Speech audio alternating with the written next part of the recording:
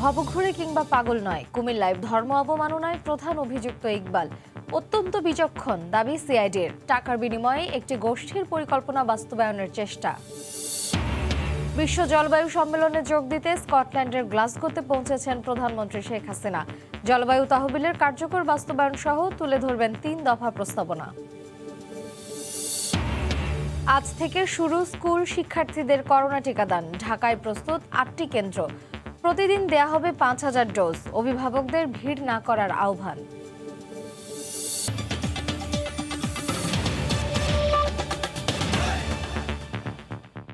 ভোরের সময় সঙ্গে আছি আমি মার্জিয়া শ্রেয়া।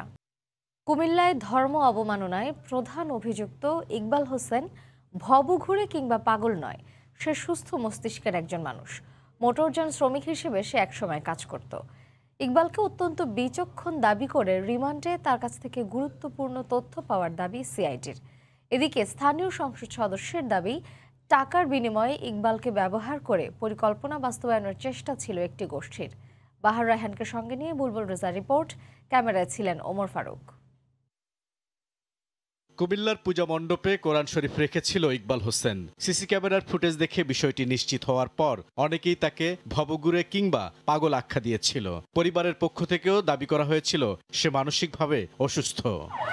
ঘটনার পর ইকবালকে পুলিশ আবিষ্কার করে কক্সবাজারের সমুদ্র সৈকতে। জানতে পারে কুমিল্লা থেকে ট্রেনে চড়ে চট্টগ্রাম, সেখান থেকে কয়েক দফা যাত্রা বিরতি দিয়ে ইকবাল পৌঁছায় কক্সবাজারে। যাত্রাপথে মসজিদ থেকে আবারও কোরআন চুরি। পুলিশের দাবি, একজন পাগলের পক্ষে এসব করা সম্ভব নয়। সে ঘটনার পরে কিন্তু পালিয়ে গেছে কক্সবাজারে। একজন পাগল তো আর এটা সম্ভব হতো না। ট্রেনে উঠে সে চিটাগাং গেছে, চিটাগাং থেকে সে কক্সবাজারে গেছে। প্রধান অভিযুক্ত ইকবাল হোসেন রিমান্ডে নতুন নতুন তথ্য দিচ্ছেন।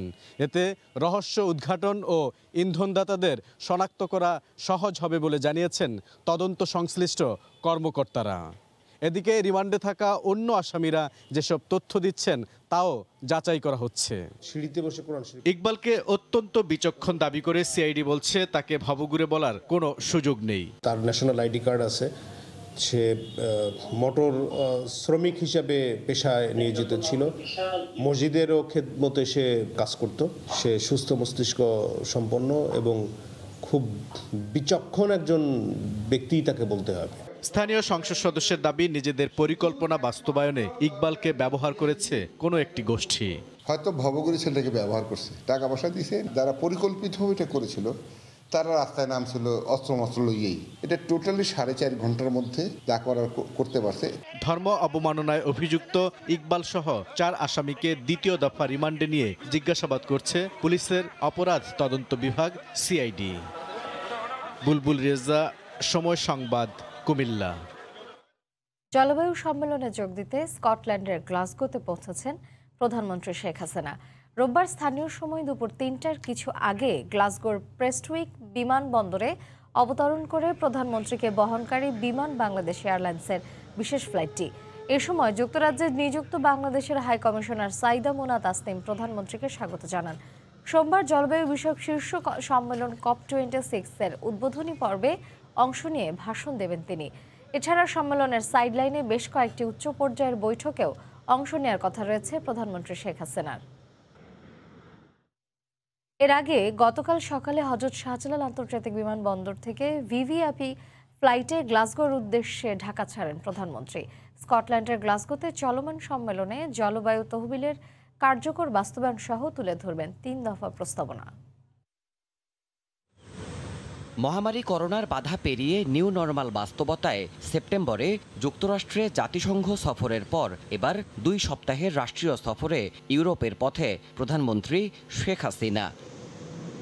স্কটল্যান্ডের গ্লাসগোতে এবারের জলবায়ু পরিবর্তন বিষয়ক শীর্ষ সম্মেলন COP26-এর মূল আয়োজনে যোগ দিতে রোববার সকালে ঢাকা থেকে রওনা হলেন সরকার প্রধান।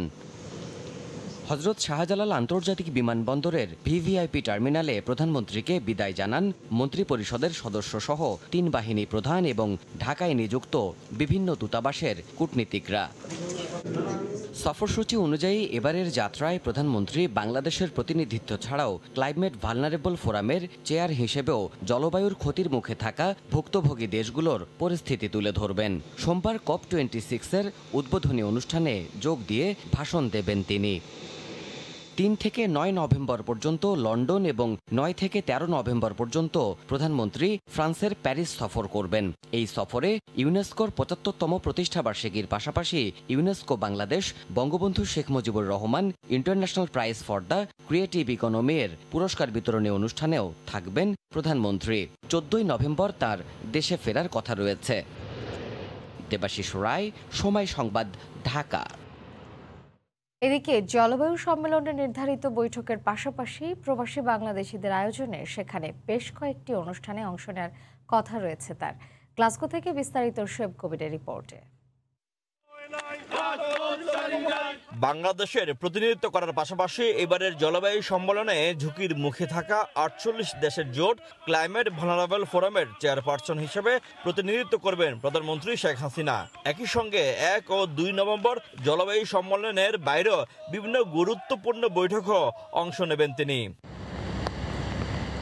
জলবায়ু সম্মেলনে ভিভিআইপি সংবর্ধনায় যোগ দেওয়ার পরে সোমবার স্থানীয় সময় সন্ধ্যায় স্কটল্যান্ড প্রবাসী বাংলাদেশি কমিউনিটি আয়োজিত নাগরিক সংবর্ধনায় ভার্চুয়ালি অংশগ্রহণের কথা রয়েছে প্রধানমন্ত্রী শেখ হাসিনার। এছাড়াও পরদিন মঙ্গলবার জলবায়ু সম্মেলনের নির্ধারিত কর্মসূচি শেষে স্থানীয় সময় সন্ধ্যায় স্কটিশ পার্লামেন্টের স্পিকার অ্যালিসন জনস্টন আয়োজিত এক অনুষ্ঠানে যোগ দিবেন শেখ হাসিনা। স্কটিশ পার্লামেন্টে প্রথমবার বাংলাদেশের প্রধানমন্ত্রী আসতেছেন এবং আমরা সবাই ভেরি মাচ ইন্টারেস্টেড স্কটল্যান্ড এবং বাংলাদেশের রিলেশনশিপটা যাতে আবার স্ট্রংলি বিল্ড হয় এটা নিয়ে আমরা যে এখানের যে প্রত্যেকটা দলের লিডার এবং অপোজিশন লিডার সবাই এখানে থাকবেন। গ্লাসগোতে দুদিনের ব্যস্ত কর্মসূচি শেষে 3 নভেম্বর 6 দিনের লন্ডন সফরে যাবেন প্রধানমন্ত্রী শেখ হাসিনা। সফরকালে ওয়েস্ট মিনিস্টারে ব্রিটিশ পার্লামেন্ট সদস্যদের উদ্দেশ্যে বাংলাদেশের স্বাধীনতা সুবর্ণ জয়ন্তী উপলক্ষে ভাষণ দেবেন তিনি। পাশাপাশি ভার্চুয়ালি অংশ নেবেন আরও বেশ কয়েকটি অনুষ্ঠানে। আমরা মনে করি মাননীয় প্রধানমন্ত্রী একমাত্র নেত্রী যেই বিশ্বকে অবাক করে করোনা ভাইরাস প্যান্ডেমিকের সময় বাংলাদেশের অর্থনীতিকে সজাগ রেখেছেন এবং চালু রেখেছেন, উন্নয়নের দিকে এগিয়ে যাচ্ছে। আমাদের প্রাণপ্রিয় নেত্রী জননেত্রী শেখ হাসিনা উনি কিন্তু এই ক্যাম্পেইনটা শুরু করেছেন এবং বরেণ্য নেতৃবৃন্দ এটা গ্রহণ করেছেন এবং যারা ক্ষতিগ্রস্ত গরিব দেশ বিশ্বের যারা এটার জন্য দায়ী তাদেরকে যাতে এটা ক্ষতিপূরণ দেয় এজন্য উনি যে ক্যাম্পেইন চালিয়ে যাচ্ছেন এবং উনি অনেকটা সফল হয়েছেন। আগামী 9 নভেম্বর লন্ডন স্থানীয় সময় সকালে প্রধানমন্ত্রী ও তার সফর সঙ্গীদের প্যারিসের উদ্দেশ্যে লন্ডন ত্যাগ করার কথা রয়েছে। দীর্ঘ 2 যুগ পর স্কটল্যান্ডে আসলেন বাংলাদেশের প্রধানমন্ত্রী শেখ হাসিনা। গ্লাসগোতে অনুষ্ঠিত জলবায়ু সম্মেলনে অংশ নিয়ে বাংলাদেশের জন্য ইতিবাচক বার্তা নিয়ে যাবেন এমনটা প্রত্যাশা সকলের। শোয়েব কবির, সময় সংবাদ, গ্লাসগো, স্কটল্যান্ড। এদিকে বৈশ্বিক উষ্ণায়ন রোধের বড় প্রত্যাশায় শুরু হলো জলবায়ু সম্মেলন COP26। স্থানীয় সময় রোববার স্কটল্যান্ডের গ্লাসগোতে পর্দা উঠল এবারের সম্মেলনের। বিশেষজ্ঞরা বলছেন জীবাশ্ম জ্বালানির ব্যবহার কমিয়ে আনতে পদক্ষেপ আর ভুক্তভোগী দেশগুলোর জন্য জলবায়ু তহবিলের প্রতিশ্রুতি আদায়ই হবে COP26-এর বড় চ্যালেঞ্জ।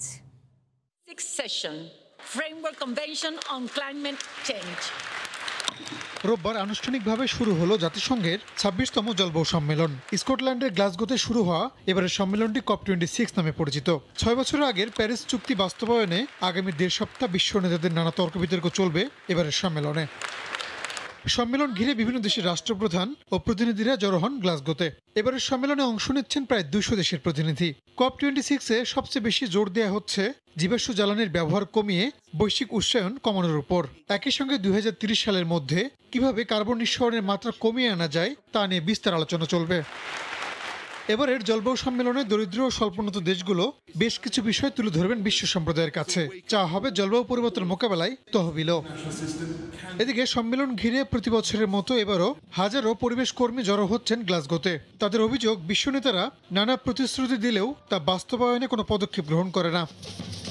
এবারের সম্মেলন সফল হলে দৈনন্দিন জীবনযাত্রাতেও বড় পরিবর্তন আসতে পারে বলে মনে করছেন বিশ্লেষকরা। গ্লাসগোতে সম্মেলনে অংশগ্রহণকারীর সংখ্যা 25,000 পর্যন্ত হতে পারে বলে ধারণা আয়োজকদের। আগামী 12 নভেম্বর শেষ হবে এবারের COP26 সম্মেলন। রাহানুল রানা, সময় সংবাদ। সোমবার থেকে ঢাকায় শুরু হচ্ছে স্কুল শিক্ষার্থীদের করোনা টিকাদান। 12টি কেন্দ্রে টিকা দেওয়ার কথা থাকলেও শিক্ষামন্ত্রী জানিয়েছেন 8টি কেন্দ্রে চলবে এ কার্যক্রম। শিক্ষা প্রতিষ্ঠানের হিসেবে নির্ধারিত হয়েছে কেন্দ্র। প্রতিদিন একটি কেন্দ্র থেকে 5,000 ডোজ টিকা দেওয়ার পরিকল্পনা রয়েছে স্বাস্থ্য বিভাগের। উৎসবের আমেজে চলছে প্রস্তুতি। করোনার ধাক্কা সামলে স্বাভাবিক শিক্ষা কার্যক্রমে ফিরে যেতেই এই আয়োজন। সরকারের এবারের পরিকল্পনা 12 থেকে 17 বছর বয়সী শিক্ষার্থীদের টিকার আওতায় নিয়ে আসা, আর সেই লক্ষ্যে সোমবার থেকেই টিকা দেয়া শুরু হবে। রাজধানীর 2 সিটি কর্পোরেশনে 12টি শিক্ষা প্রতিষ্ঠানে হবে এই কার্যক্রম। এক্ষেত্রে শিক্ষার্থীদের শিক্ষা প্রতিষ্ঠানই হবে তার ঠিকানা, আর সেই অনুসারেই নির্ধারণ করা হবে কেন্দ্র।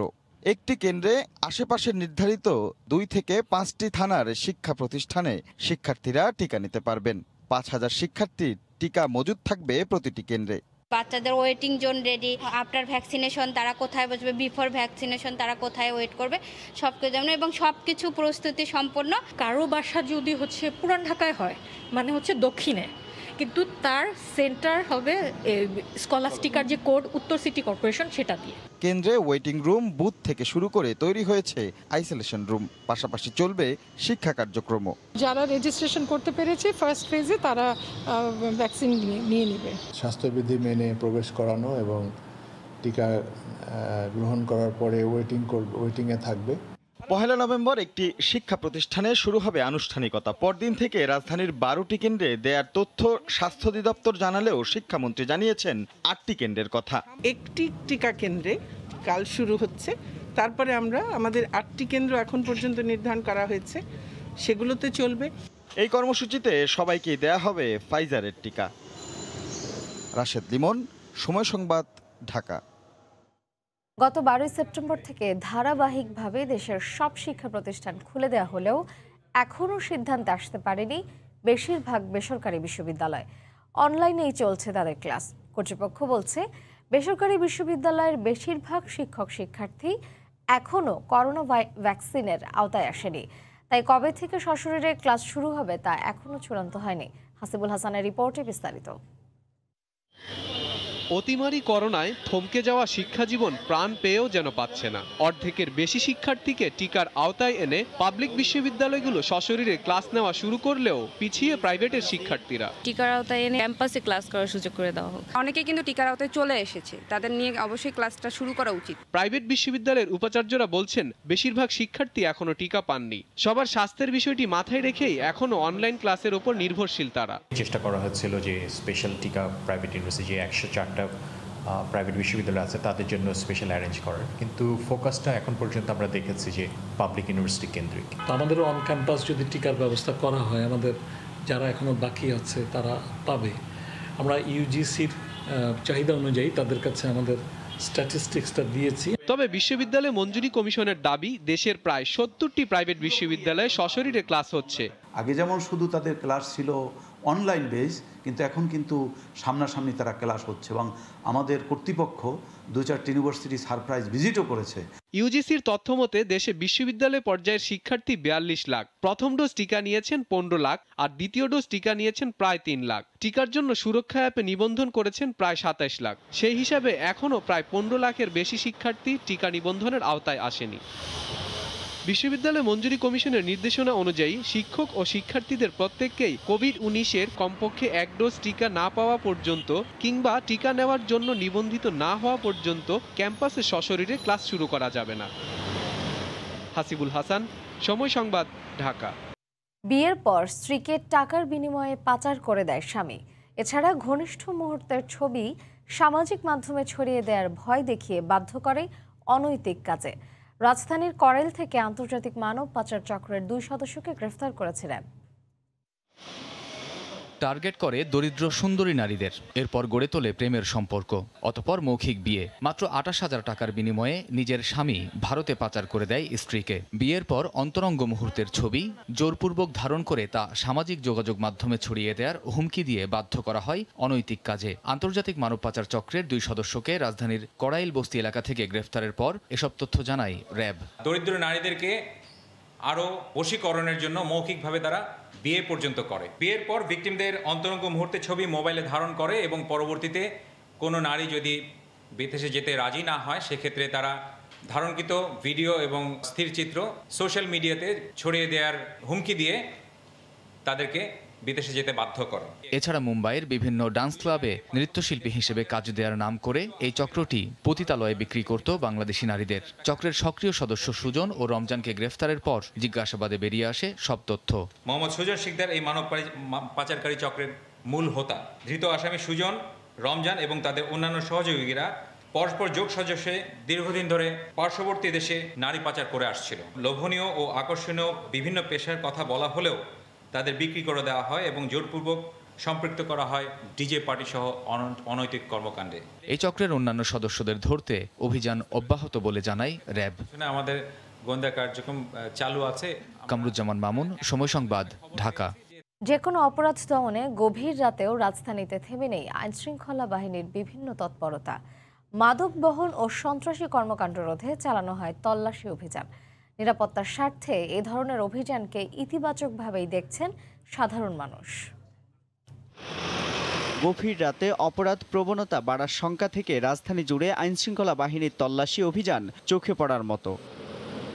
নগরীর মাটিকাটা এলাকায় Dhaka cantonment girls public school and college গেটের সামনে দেখা যায় র্যাবের তল্লাশি চৌকি। বিভিন্ন যানবাহন থামিয়ে অনুসন্ধান করার পাশাপাশি সন্দেহভাজনদের দেহ তল্লাশি করতেও দেখা যায় র্যাবকে। অবৈধ মাদক বহন ও যে কোনো সন্ত্রাসী কর্মকাণ্ড রুখতেই এমন তল্লাশি জানায় র্যাব। সন্ত্রাস বলেন, মাদক বলেন, কোনো করতে পারি এটার মাধ্যমে। তবে ভিন্ন চিত্র দেখা যায় বেশ কিছু জায়গায়। মৌচাক মালিবাগ ফ্লাইওভারের একদিকে যেমন আলোহীন ভুতুড়ে অবস্থা, তেমনি নেই আইনশৃঙ্খলা বাহিনীর টহল তৎপরতাও। তাই ছিনতাই সহ নানা অপকর্ম নিয়ে শঙ্কিত যাত্রী ও চালকরা।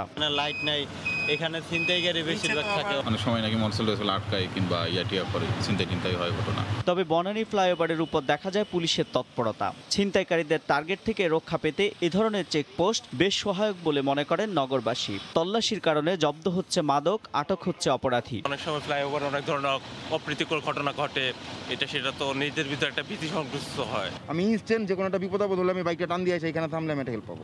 মাদক টাদক এগুলো নিয়ে অনেক সময় লোকজন চলাচল করে, অনেক সময় পাওয়া যায় যখন আইনগত ব্যবস্থা নেই। রাজধানীর প্রবেশ মুখগুলোতেই র্যাব পুলিশের চেকপোস্ট বেশি দেখা যায়। রাতের বেলায় রাজধানীতে এ ধরনের তল্লাশি অপরাধীদের যেমন অপরাধকে নিয়ন্ত্রণ করবে, তেমনি সাধারণ মানুষ যারা খুবই প্রয়োজনে রাজধানীতে বিভিন্ন কাজে বের হন তাদেরও চলাচলকে নির্বিঘ্ন করবে। তাই এই ধরনের তল্লাশি অব্যাহত থাকুক প্রতিটি রাতে, এমনটি প্রত্যাশা নগরবাসীর। এমআর আমিন, সময় সংবাদ, ঢাকা। পয়ঃবর্জ্যের সয়লাব সিটি কর্পোরেশনের নতুন ওয়ার্ড নূরের চালা। সারা বছর পানির নিচে থাকে এলাকার সিংহভাগ সড়ক। বসবাসের অনুপযোগী বহু মানুষ এরই মধ্যে এলাকা ছাড়ছেন। সিটি কর্পোরেশনে যুক্ত হলেও নেই কোনো নাগরিক সুবিধা। এদিকে স্থানীয় জনপ্রতিনিধির দাবি, বরাদ্দ জটিলতায় আটকে গেছে উন্নয়ন। নুরুল আলম নয়নের তোলা ছবিতে সাদাত রহমতুল্লাহ রিপোর্টে বিস্তারিত। ভাটারা থানার নূরের চালা খিলবাড়ির টেক পূর্ব পশ্চিম এলাকা নিয়ে ডিএনসিসির উন্নয়ন বঞ্চিত ৩৯ নম্বর ওয়ার্ড। পাশেই অভিজাত এলাকা গুলশান। পয়ঃবর্জ্যের সয়লাভ সিটি কর্পোরেশনের নতুন এই ওয়ার্ড। সারা বছর পানির নিচে থাকে এলাকার সিংহভাগ সড়ক। সিটি কর্পোরেশনে যুক্ত হলেও নেই নাগরিক কোনো সুবিধা। ৫ লাখ মানুষের এই এলাকায় বারবার শুধুই মিলেছে উন্নয়নের আশ্বাস।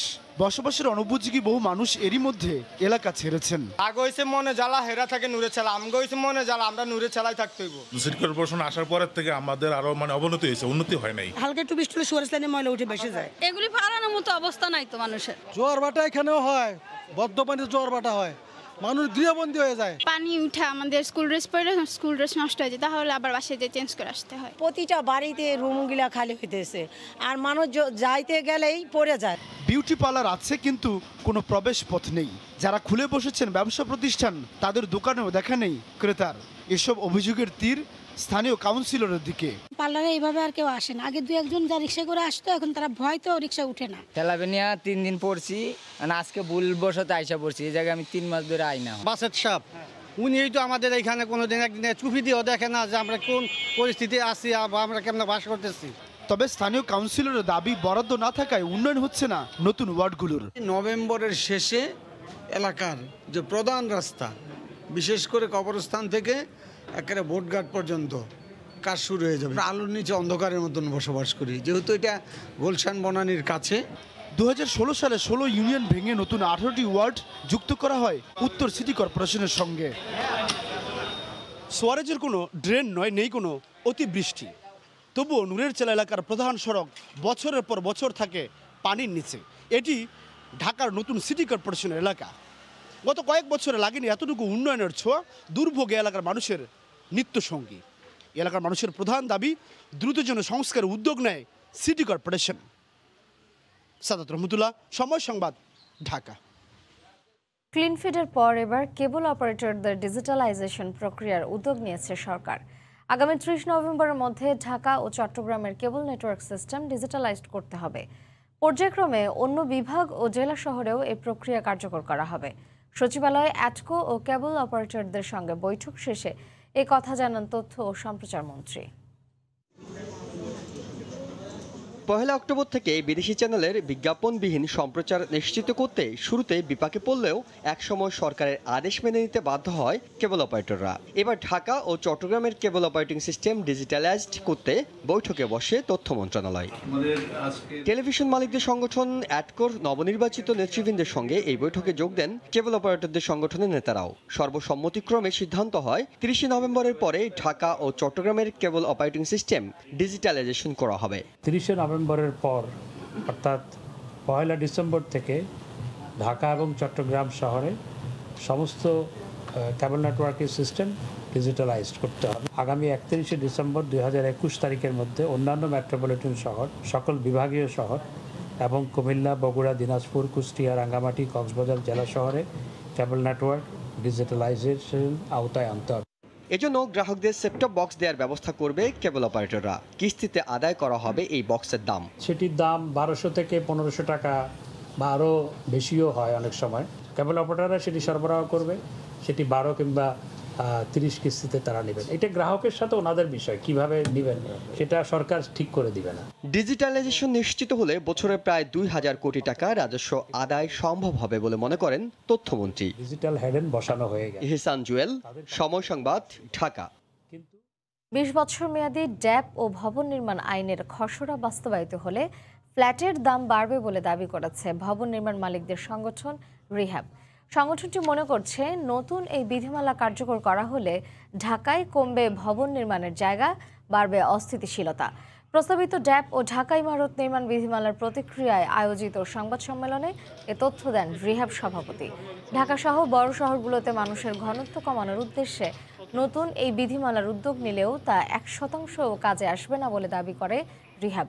সংগঠনটি মনে করে ভবন নির্মাণে বাড়তি জায়গা ছেড়ে দেওয়ার এই নিয়ম বাস্তবায়িত হলে কমবে ফ্ল্যাটের সংখ্যা, দামও বাড়বে প্রায় 50%।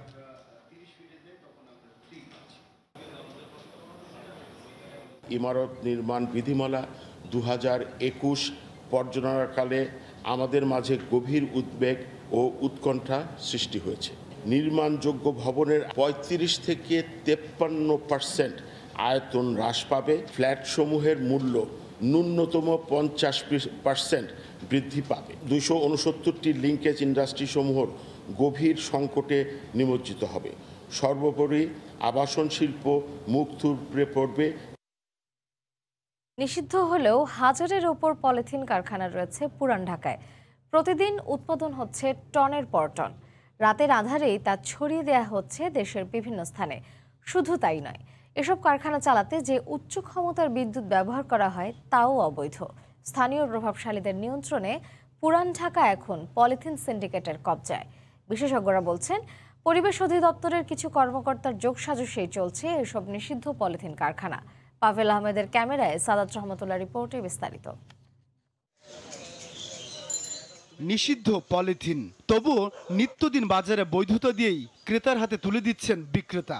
১৯ বছর ধরে বাজারে দাপট পলিথিনের। উৎপাদন না করতে পারলে বাজারে ছড়াইব না। সফল যদি হইতো তাহলে তো থাকতোই না। পয়সা খায় কর্মকর্তারা, বুঝলেন না, সব তো ঘুষখোর। পুরান ঢাকা, ইতিহাস ঐতিহ্যে ঘেরা এই নগরীতে বাসা বেঁধেছে অবৈধ পলিথিনের। দিনের বেলা নীরব থাকা পুরান ঢাকা রাতের গভীরতার সাথে বাড়ে অলিগলির ব্যস্ততা। তথ্য বলছে পুরান ঢাকার ইসলামবাগ, চকবাজার, কামরাঙ্গীচর সহ বিভিন্ন এলাকায় কয়েক হাজার পলিথিন কারখানা গড়ে উঠেছে। দানার পর পলি হবে। এসব নিষিদ্ধ পলিথিন নিয়ন্ত্রণে রয়েছে শক্তিশালী সিন্ডিকেট, যার সাথে জড়িত স্থানীয় প্রশাসন থেকে পরিবেশ অধিদপ্তরের কিছু কর্মকর্তা। এসব নিষিদ্ধ পলিথিন কারখানার সন্ধানে গেলে বাধা দেয় কারখানা মালিক। পলিথিন হয় মানে ব্যাগ, কিচা, এগুলো মানে কি কি কাজে লাগে আমরা তো সেটা জানি না, শুধু আমরা রিল বানাই এটাই। পরিবেশ অধিদপ্তরের সাথে যোগাযোগ করা হলে সাড়া মেলেনি। বিশেষজ্ঞরা বলছেন পরিবেশ অধিদপ্তর আর সরকার চাইলেই সম্ভব পরিবেশের জন্য ক্ষতি করে নিষিদ্ধ পলিথিন কারখানা বন্ধ করা। এটা কি টম এন্ড জেরির খেলা হচ্ছে নাকি? সে রেগুলেটর হিসেবে উৎপাদনকারীকে ধরতে পারবে না, এটা আবার কি ধরনের কথা হলো? অবশ্যই সে জানে, এবং সে যদি না জানে তাহলে সে এই উৎপাদনকারীরা কোথায় সাপ্লাই দেয় সেই সাপ্লাই চেনে গিয়ে আঘাত হানুক। আইন বাস্তবায়ন করার ক্ষেত্রে সরকারকে উদ্যোগ নিতে হবে। আইন প্রায়োগিক করার জন্য সরকারকে বিকল্প ব্যবস্থা নিশ্চিত করতে হবে। তথ্য মতে শুধু রাজধানীতে দিনে প্রায় 1.5 কোটি পলিথিন ব্যাগ জমা হচ্ছে। পলিথিন উৎপাদন থেকে বিপণন সব ক্ষেত্রে নিষেধাজ্ঞা থাকলেও এই পুরান ঢাকায় 24 ঘন্টা চলে এই নিষিদ্ধ পলিথিন উৎপাদন। আইনের চোখ ফাঁকি দিয়ে এসব প্রতিষ্ঠানগুলো চলছে দেদারসে। সাদাত রহমতুল্লাহ, সময় সংবাদ, ঢাকা। বিয়েকাণ্ডের মামলায় আত্মসমর্পণ করে বউ শাশুড়ি সহ জামিন পেলেন ক্রিকেটার নাসির হোসেন। তবে প্রত্যেককে দিতে হবে 10,000 টাকা বন্ড। সন্তোষ প্রকাশ করে নাসির বলেছেন, মামলা আইনিভাবে মোকাবেলা করা হবে। বাদীপক্ষের আইনজীবী বলছেন, জামিন ঠেকাতে আপিল করার কথা। এক স্ত্রীর দাবিদার 2 স্বামী। দেশের ইতিহাসে এমন মামলা খুব একটা দেখা যায় না। ক্রিকেটার নাসির হোসেনের ক্ষেত্রে ঘটেছে এমন ঘটনা। সমন থাকায় রোববার সকালে স্ত্রী তামিমা সুলতানা তাম্মি, শাশুড়ি সুমি আক্তার সহ আদালতে হাজির হন ক্রিকেটার নাসির হোসেন। চান জামিন। 10,000 টাকা মুচলেকায় জামিন পান আসামিরা। জামিন পেয়ে ক্রিকেটার নাসির হোসেন কথা বলেন গণমাধ্যমের সঙ্গে। বলেন, মামলা মোকাবেলা করা হবে আইনিভাবে। জাতীয় দলে ফেরার স্বপ্ন দেখার কথাও জানান তিনি। টেনশনে ছিলাম, তারপরেও অবশ্যই ভালো লাগতেছে জামিন পেয়ে। আর শুধু এতটুকুই বলবো যে আমি আইনের প্রতি শ্রদ্ধাশীল, আর স্বপ্ন তো সবসময় দেখি ভাই, এখনো দেখি। ইনশাল্লাহ ভালো খেললে আবার ঢুকবো না। নাসিরের আইনজীবীর দাবি, তামিমা রাকিবের বিবাহ বিচ্ছেদ বৈধ উপায়েই হয়েছে। তালাকটা যদি কাজীর বালামে এন্ট্রি হয়ে থাকে তাহলে এই তালাকটা যথাযথভাবে কার্যকর হয়েছে এবং বৈধভাবে এই তালাক হয়েছে। পরবর্তীতে যদি তালাক বৈধ হয়ে থাকে তাহলে দ্বিতীয় বিয়ে করতে কোনো আইনগত বাধা নেই। বাদীপক্ষের আইনজীবী জানান, তারা জামিন ঠেকাতে আপিল করবেন। চান দৃষ্টান্তমূলক শাস্তি। একটা অপরাধ হয়েছে, সেই অপরাধে বাংলাদেশের দণ্ডবিধি অনুযায়ী শাস্তিযোগ্য অপরাধ, সেটা শাস্তির কথা উল্লেখ আছে। আমরা চাই শাস্তির মাধ্যমে, দৃষ্টান্তমূলক শাস্তির মাধ্যমে ন্যায় বিচার প্রতিষ্ঠিত হোক। এবছরের ভালোবাসা দিবসে ধুমধাম করে কেবিন ক্রু তামিমাকে বিয়ে করেন ক্রিকেটার নাসির হোসেন। তামিমাকে বৈধ বউ দাবি করে আদালতে মামলা করেন রাকিব। পিবিআর তদন্তে উঠে আসে তামিমার সঙ্গে বৈধ উপায়ে বিয়ে হয়নি ক্রিকেটার নাসিরের। সব মিলিয়ে বিয়ে নিয়ে এমন দ্বন্দ্বের সমাধান কি, সেটি জানতেই অপেক্ষা করতে হবে মামলা নিষ্পত্তি পর্যন্ত। আফজাল হোসেন, সময় সংবাদ, ঢাকা। চিত্রনায়িকা পরিমণির দফায় দফায় রিমান্ডে নেয়ার বৈধতা চ্যালেঞ্জ করে করা রিটের বিষয়ে 25 নভেম্বর রায় দেবেন হাইকোর্ট। শুনানি শেষে বিচারপতি মোস্তফা জামান ইসলামের সমন্বয়ে গঠিত হাইকোর্টের দ্বৈত বেঞ্চ রায়ের এদিন ধার্য করেন। এর আগে পরিমণিকে 2 দফা রিমান্ডে দেওয়ার জন্য হাইকোর্টের কাছে নিঃশর্ত ক্ষমা চান 2 বিচারক। আর মামলার তদন্ত কর্মকর্তা বলেন, প্রথম দফার রিমান্ডে এলোমেলো তথ্য দেয়ায় দ্বিতীয় এবং তৃতীয় দফায় রিমান্ডে নেওয়ার প্রয়োজন হয়। গত 4 আগস্ট রাজধানীর বনানীর বাসা থেকে গ্রেফতার করা হয় এই চিত্রনায়িকাকে। 3 দফায় 7 দিনের রিমান্ডে নেওয়া হয় তাকে। মাদক মামলায় 27 দিন কারাগারে ছিলেন তিনি। বর্তমানে এই মামলায় জামিনে আছেন পরিমণি। তবে তার বিরুদ্ধে চার্জশিট দাখিল করেছে সিআইডি। জনবল সংকটে চিকিৎসা সেবা ব্যাহত হচ্ছে পঞ্চগড় আধুনিক সদর হাসপাতালে। মাত্র 11 জন চিকিৎসক প্রতিদিন গড়ে প্রায় 700 রোগীর চিকিৎসা করছেন। বিষয়টি ঊর্ধ্বতন মহলকে জানানো হলেও কোনো সাড়া মেলেনি বলে দাবি সিভিল সার্জনের। পঞ্চগড় থেকে আব্দুর রহিমের পাঠানো তথ্য ও ছবি নিয়ে রিপোর্ট। জেলার প্রধান হাসপাতাল এটি। 100 শয্যার এই পঞ্চগড় আধুনিক সদর হাসপাতালে মাত্র 11 জন চিকিৎসক দিয়ে প্রতিদিন আউটডোরে প্রায় 500 এবং হাসপাতালে ভর্তি প্রায় 200 রোগীর চিকিৎসা সেবা চলছে। হাসপাতালটিতে চিকিৎসক, টেকনিশিয়ান, কর্মকর্তা সহ মোট শূন্য পদ 110টি। তার মধ্যে 36টি চিকিৎসক পদের মধ্যে শূন্য আছে 25টি। এলাকাবাসীর অভিযোগ, হাসপাতাল থেকে প্রায়ই বিনা চিকিৎসায় ফিরতে হচ্ছে তাদের। বেসরকারি ক্লিনিকে যাওয়ার সামর্থ্য নেই তাদের অনেকেরই। আমরা অনেক মানুষ আসে ডাক্তার রুগী দেখানোর জন্য, কিন্তু ডাক্তারের অভাবে আমরা রুগী ঠিক মতো দেখাইতে পারি না। 3 দিন দিয়ে ঘুরতেছি, হাসপাতালে কোনো ডাক্তার পাওয়া যাচ্ছে না। আমাদের এখানে ভালো ডাক্তার প্রয়োজন। চিকিৎসকরা জানান, বিদ্যমান জনবল দিয়েই সর্বোচ্চ চিকিৎসা সেবা দেওয়ার চেষ্টা করছেন তারা। আর বারবার বিষয়টি ঊর্ধ্বতন কর্তৃপক্ষকে জানানো হলেও কোনো ইতিবাচক সাড়া মেলেনি বলে জানান সিভিল সার্জন। যদিও ডাক্তার স্বল্পতা আছে, এরপরও আমরা আমাদের চিকিৎসা কার্যক্রম স্বাভাবিক নিয়মে চালিয়ে যাচ্ছি। আশা রাখি যে এটা আমরা খুব শীঘ্রই পেয়ে যাব। আমরা এটা বারবার জানাচ্ছি ঊর্ধ্বতন কর্তৃপক্ষকে, এটা আমাদের এই সমস্যাগুলো মিটআপ করার জন্য। পঞ্চগড় আধুনিক সদর হাসপাতালে জরুরি রোগী নিয়ে আসা হলে চিকিৎসক না থাকায় রেফার করা হয় রংপুর মেডিকেল বা দিনাজপুর মেডিকেল কলেজ হাসপাতালে। সময় সংবাদ, পঞ্চগড়। 6 দিনেও উদ্ধার করা যায়নি মানিকগঞ্জের পাটুরিয়া ঘাটে ডুবে যাওয়া ফেরি আমানত শাহ। বন্ধ রয়েছে 5 নম্বর ঘাট। এতে ঘাট এলাকায় দেখা দিয়েছে দীর্ঘ যানজট। ডুবে যাওয়া ফেরি সহ সেখানকার সবশেষ খবর জানাতে আমাদের সঙ্গে যুক্ত হচ্ছেন সহকর্মী ইউসুফ আলী। সরাসরি চলে যাচ্ছি তার কাছে। ইউসুফ, শ্রেয়া, এই যে পাটুরিয়া দৌলতদিয়া নোরট, এই নোরট কিন্তু 5 নম্বর ঘাটটি আজকে 6 দিন ধরে বন্ধ রয়েছে। আর 6 দিন ধরে বন্ধ থাকার কারণে কিন্তু দক্ষিণ পশ্চিম অঞ্চলের মানুষের যে কষ্ট দুর্দশা তা কিন্তু দিন দিন বাড়ছে। অন্যদিকে শিমিলা বাংলা বাজার নোরটও কিন্তু বন্ধ। সেই ক্ষেত্রে এই যে মানুষের দুর্ভোগটা চরম আকার ধারণ করেছে। যদি আপনাকে বলি যে এই যে পাটুরিয়া দৌলতদিয়া নোরটের যে কয়েকটি ফেরি রয়েছে, তার মধ্যে যে ফেরিটি এখনো ডুবে রয়েছে, এটা কিন্তু এই যেটা হামজা এবং রুস্তম কিন্তু এখনটা সক্ষম, হামজা রুস্তম অক্ষম হয়ে এখানে বসে আছে। শুধু আসলে তাকিয়েই দেখছে এখানকার কর্মকর্তা কর্মচারী রয়েছে যারা, কিন্তু এটাকে তোলার মতো তাদেরকে কিন্তু সক্ষমতা নেই। তারা প্রাইভেট কোম্পানির সাথে আমরা শুনেছি মাত্র যে প্রাইভেট কোম্পানির সাথে যোগাযোগ করা হচ্ছে যে এইটা ফেরিটা তোলার জন্য, কিন্তু সেটা কবে নাগাদ তোলা হবে বা আদৌ তোলা হবে কিনা, কি অবস্থা, এটা কিন্তু যে আমরা মানিকগঞ্জের যারা কর্তৃপক্ষ রয়েছে বিআইডব্লিউটিএটিসি এবং কি রুস্তম এবং হামজার যে কর্মকর্তা রয়েছে, তারাও কিন্তু আমাদের নিশ্চিত করতে পারে নাই। তবে আরেকটা বিষয় হচ্ছে যে এখানকার যে উদ্ধারকারী দলের যিনি প্রধান রয়েছেন বিআইডব্লিউটি এর যে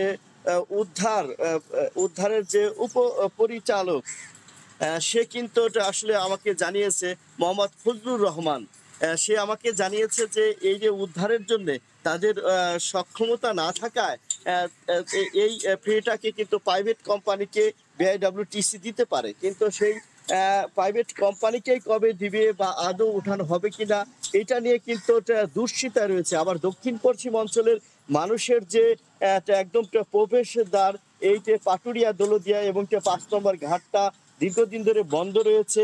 এইটা বন্ধ থাকার কারণে কিন্তু এই ঘাটটা অচল হয়ে গিয়েছে।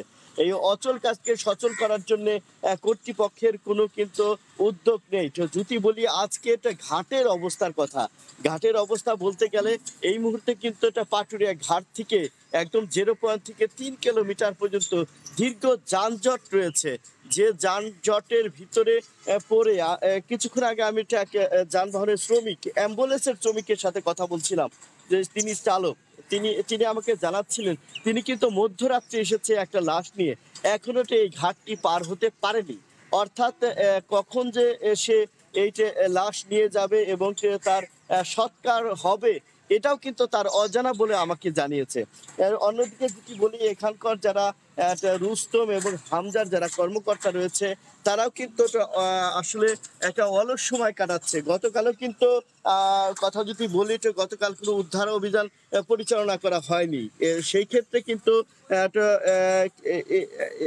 বিকালে, অর্থাৎ বিকালে যারা জনতা তারা কিন্তু এখানে এসে একটি মোটরসাইকেল দাবি করেছিল এবং কি তা ফায়ার সার্ভিসের কর্মী বা উদ্ধার কর্মীরা না উঠাই দেওয়াতে তারা নিজেরাই কিন্তু ডুবিয়ে এখান থেকে একটা মোটর বাইক উদ্ধার করেছে। এই যে ডুবে যাওয়া যে ফেরি রয়েছে সেই ফেরির থেকে, অর্থাৎ তারা যে চিরুনি অভিযান করতে চেয়েছিল তা না করাতে কিন্তু এটা উদ্বেগ উৎকণ্ঠা আরো বেড়ে যাচ্ছে। কারণ হচ্ছে কি হাজার হাজার কোটি কোটি টাকার যে ট্রাকগুলোতে বা কাভার্ড ভ্যানগুলোতে মালামাল ছিল সেই মালামাল কিন্তু হামজা এবং রোস্তম ওঠাতে সক্ষম হয়নি, যার জন্য কিন্তু এখনো ভিতরে যেটা দাবি করা হচ্ছিল যে কয়েকটি মোটরসাইকেল রয়েছে, এটা কিন্তু উদ্ধার অভিযান 4 দিনের মতো সমাপ্ত পরেও কালকে পঞ্চম দিনে সেটা বিকালের নাগাদ সেটা কিন্তু একটি মোটরসাইকেল উদ্ধার করা হয়েছে।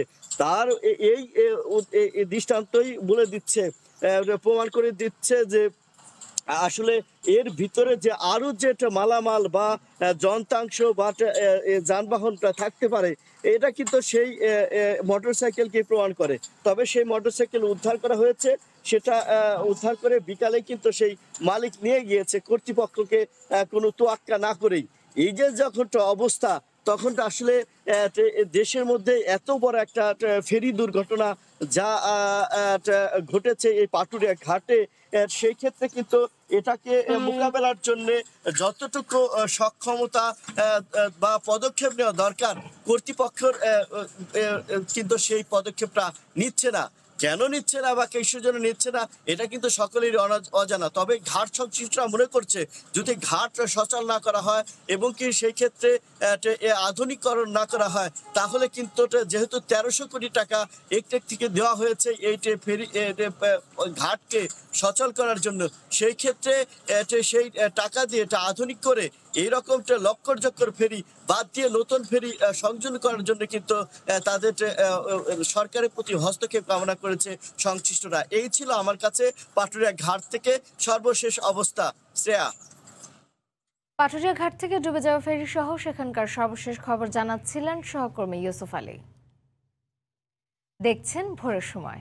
Regal dressing table, elegant shop design, perfect lacquer finishing. Regal furniture, furnish your dream.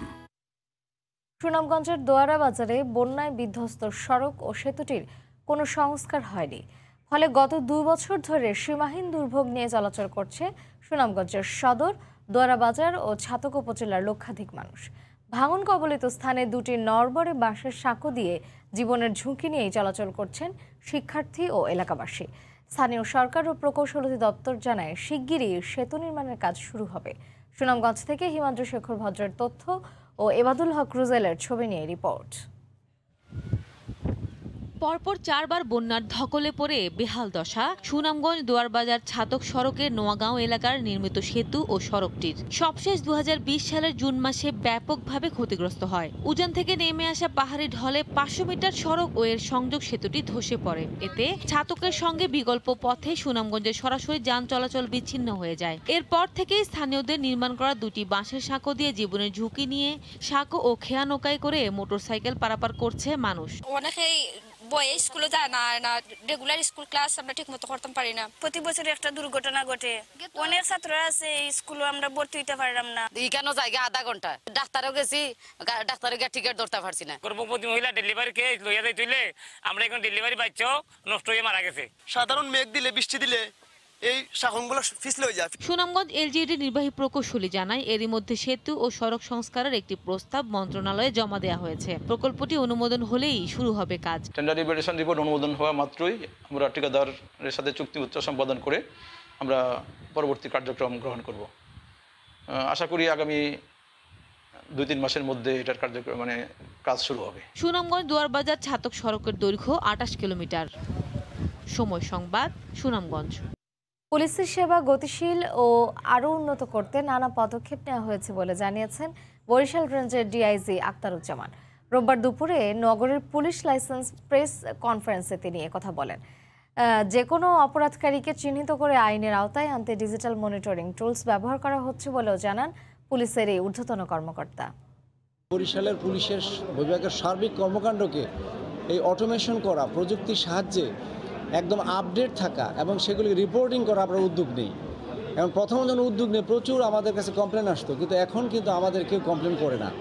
আমার প্রতিটা ঘটনায় যাচ্ছি, রিপোর্ট নিচ্ছি, জিজ্ঞাসা করছি। এখন তাদের সন্তুষ্টির মাত্রা অনেক বেড়েছে। যেখানে ত্রুটি পাচ্ছি আমরা ঠিক করছি, আমরা ইনপুট দিচ্ছি, ইনপুটের মান বাড়াচ্ছি, প্রশিক্ষণ দিচ্ছি। এখন আমার মনে হয় আমরা কম অভিযোগ পাচ্ছি। রাজধানীর ভাটারা এলাকায় সড়ক দুর্ঘটনায় 5 বছর বয়সী রিহান নামে এক শিশুর মৃত্যু হয়েছে। আহত হয়েছে পরিবারের অপর 3 সদস্য। পুলিশ জানায় গতকাল রাত 12টার দিকে ব্যাটারি চালিত রিকশায় করে রাস্তা পার হচ্ছিল 2 শিশুসহ একই পরিবারের 4 সদস্য। এ সময় চিনি ভর্তি একটি ট্রাক দ্রুত টান দিলে রিকশাটির সঙ্গে ধাক্কা লাগে। তাৎক্ষণিকভাবে অটোরিকশাটিকে রক্ষা করতে গিয়ে ট্রাকটি কাত হয়ে পড়ে যায়। এতে ট্রাকের নিচে চাপা পড়ে শিশু রিহান গুরুতর আহত হলে ঢাকা মেডিকেলে নিয়ে আসা হয়। পরে তাকে আইসিইউতে নেওয়ার পথে সে মারা যায় বলে চিকিৎসকরা নিশ্চিত করেন। দুর্ঘটনায় আহত অপর 3 সদস্যকে গুলশানের শাহাবুদ্দিন হাসপাতালে ভর্তি করা হয়েছে।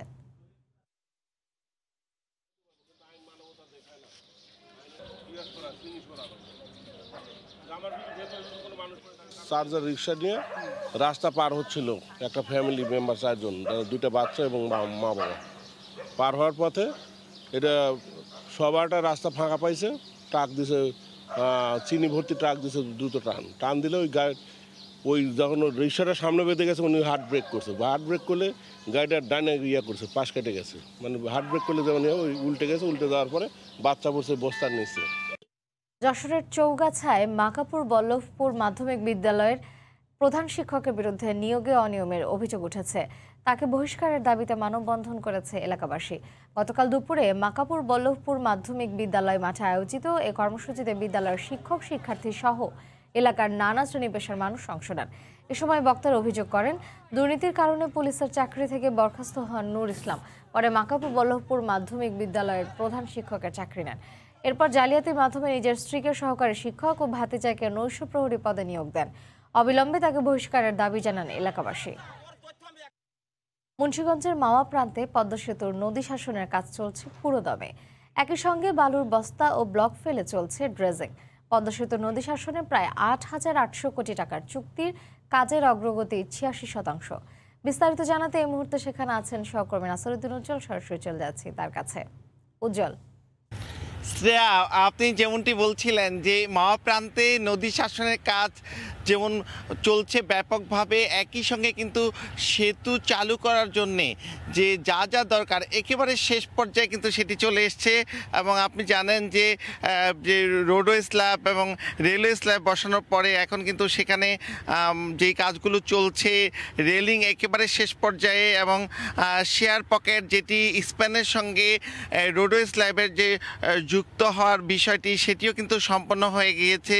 এবং মাঝখানে যে ডিভাইডার রয়েছে, যে 4 লেন রাস্তার, সেই ডিভাইডারের কাজও কিন্তু একেবারে শেষ পর্যায়ে এসছে। এবং পদ্মা সেতুর যিনি প্রকল্প পরিচালক মোহাম্মদ শফিকুল ইসলাম, তিনি বলছেন যে এই যে শেষ পর্যায়ের কাজ, সেই কাজগুলো তারা কিন্তু এই অন্তত এই ডিসেম্বরের মধ্যে কিন্তু শেষ করে আনতে পারবেন। এবং সেতুর কিন্তু যে কার্পেটিং সেটি কিন্তু ভায়াডাক্টে জাজিরা প্রান্তে শুরু হয়ে গেছে। এর মধ্যে 120 মিটার এলাকায় কার্পেটিং হয়েছে এবং মূল সেতুতে কার্পেটিং করার যে প্রস্তুতি, সেই প্রস্তুতি হিসাবে কিন্তু 2টি লেয়ার দেওয়া হয়েছে, যেটি ওয়াটার প্রুফ। এবং এই সেতুটিকে আপনারা জানেন যে 100 বছরের যে টেকসই হতে পারে, সেই টেকসই হবার জন্যে কিন্তু এখানে ওয়াটার প্রুফ যেই বিষয়টি, এখানে কোনোভাবে যেন স্থাপনার ভিতরে পানি প্রবেশ করে ক্ষতি করতে না পারে, সেই কারণে কিন্তু এই প্রযুক্তিটি এখানে করা হয়েছে, যেটি বাংলাদেশে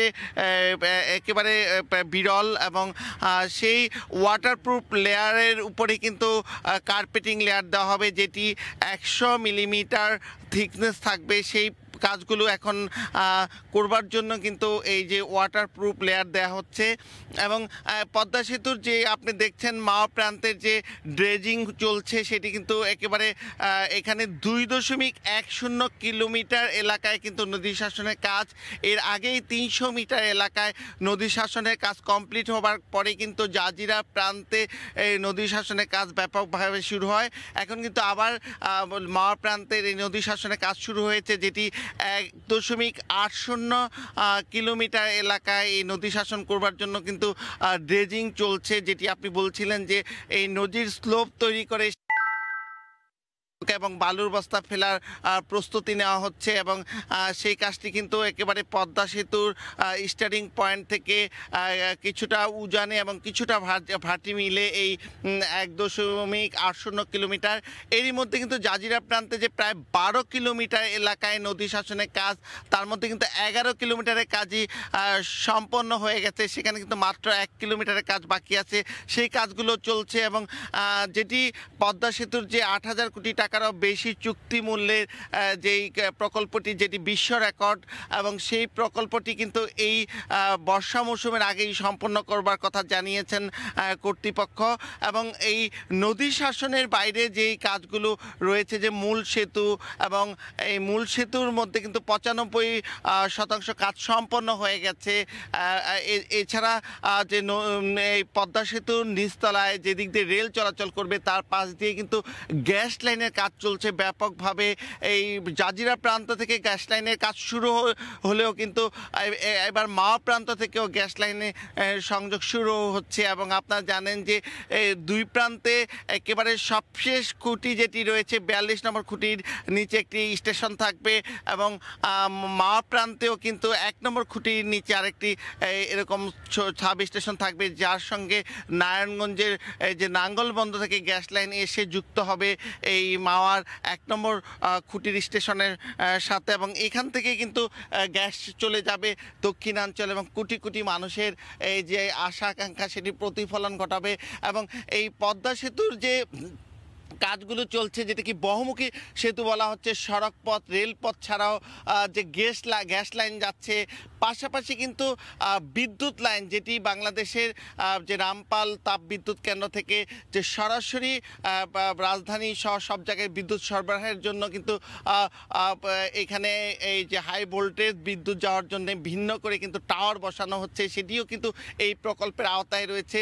আর পদ্মা সেতুর নিচতলায় যে এক পাশে গ্যাস, আরেক পাশে কিন্তু হাই স্পিডে ইন্টারনেট, এবং সেখানে যে ওয়াকওয়ে করা হচ্ছে সার্ভিস লাইনের জন্য, সব কিছু মিলিয়ে পদ্মা সেতু একেবারে যানবাহনের জন্য যে খুলে দেওয়ার কাজ, সেগুলো শেষ প্রান্তে কাজ চলছে এখন। এই ছিল এখানকার সবশেষ। শ্রেয়া, মুন্সিগঞ্জের মাওয়া প্রান্ত থেকে পদ্মা সেতুর চলমান নির্মাণ কাজের সর্বশেষ জানাচ্ছিলেন সহকর্মী নাসিরউদ্দিন উজ্জ্বল। মাদারীপুরে আদালত চত্বর থেকে আসামি গ্রেফতারের প্রতিবাদে সংবাদ সম্মেলন করা হয়েছে। জেলা আইনজীবী সমিতি জানায়, গতকাল সকালে একটি মামলার হাজিরা দিতে আসে আসামি নান্নু মোল্লা। এ সময় আদালত প্রাঙ্গণ থেকে জেলা গোয়েন্দা পুলিশের এসআই আব্দুর রশিদের নেতৃত্বে তাকে গ্রেফতার করা হয়। প্রতিবাদে দুপুরে সংবাদ সম্মেলন করে আইনজীবী সমিতির নেতারা। এ সময় তার মুক্তির দাবি জানান তারা।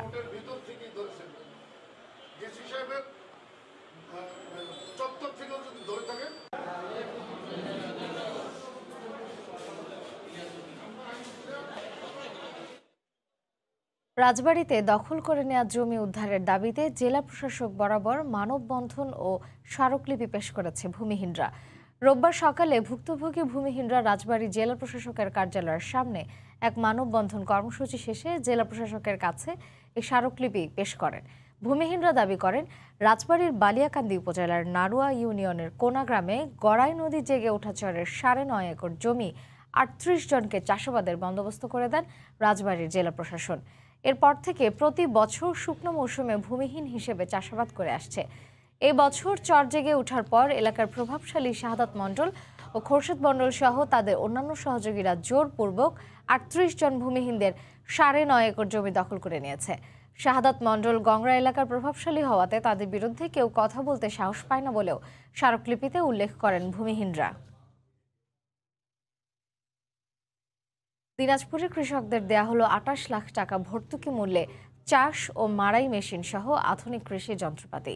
গতকাল দুপুরে সদর উপজেলা পরিষদ চত্বরে কৃষি সম্প্রসারণ অধিদপ্তরের আয়োজনে 7 জন কৃষকের হাতে এসব যন্ত্র তুলে দেন জাতীয় সংসদের হুইপ ইকবালুর রহিম এমপি। যন্ত্রগুলোর মধ্যে রয়েছে 4টি কম্বাইন্ড হারভেস্টার মেশিন, 2টি রূপার বাইন্ডার এবং ধানের চারা রোপণের আরেকটি আধুনিক যন্ত্র। এ সময় উপজেলা নির্বাহী কর্মকর্তা ও স্থানীয় জনপ্রতিনিধি সহ অনেকে উপস্থিত ছিলেন।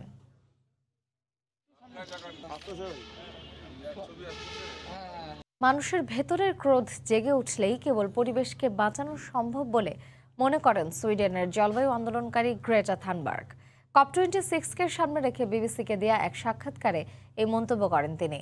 এদিকে জলবায়ু সম্মেলনকে ঘিরে প্রতি বছরের মতো এবারও গ্লাসগোতে জড়ো হচ্ছেন হাজারো পরিবেশ কর্মী। রোববার স্কটল্যান্ডের গ্লাসগোতে আনুষ্ঠানিকভাবে শুরু হয়েছে জাতিসংঘ জলবায়ু সম্মেলনের এবারের আসর COP26।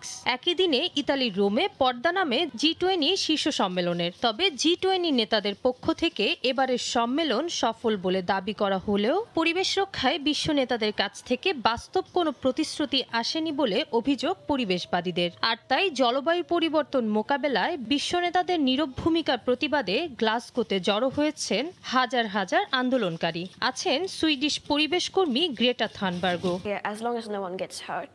COP26 উপলক্ষে সম্প্রতি বিবিসিকে দেওয়া এক সাক্ষাৎকারে তিনি বলেন, জলবায়ু পরিবর্তন নিয়ে মানুষের মধ্যে ক্রোধ তৈরি করতে পারলেই তাদেরকে পরিবেশ বাঁচানোর আন্দোলনে শামিল করা সম্ভব।